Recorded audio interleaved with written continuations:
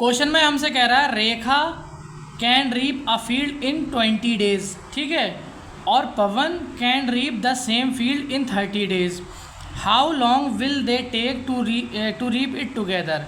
यानी कि जो रेखा है वो 20 दिन में रीप कर लेती है किसी फील्ड को, और जो हमारा पवन है वो 30 दिन में रीप कर लेता है, ठीक है।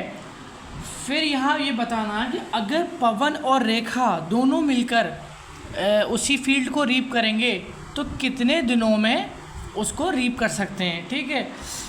तो यहाँ पर as we know that number of days, दोनों जब पवन और रेखा मिलके कर रहे हैं तो जो होगा वो total work upon efficiency of Rekha plus efficiency of Pavan, ठीक है। दोनों की हम एफिशिएंसियों को डिवाइड कर देंगे टोटल वर्क से, तो नंबर ऑफ डेज टुगेदर आ जाएगा, ठीक है।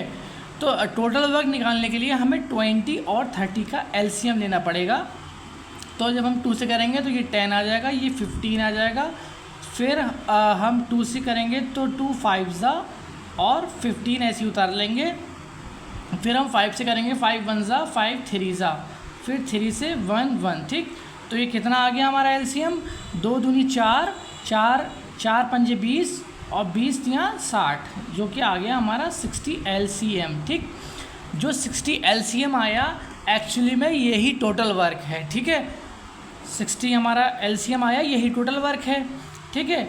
अब क्या है, जो हमारा रेखा थी और हमारा पवन था, ठीक, इनकी अगर हमें एफिशिएंसी पता चल जाए तो हम डायरेक्ट इसे फॉर्मूला में लिख के और आंसर आ जाएगा हमारा, ठीक।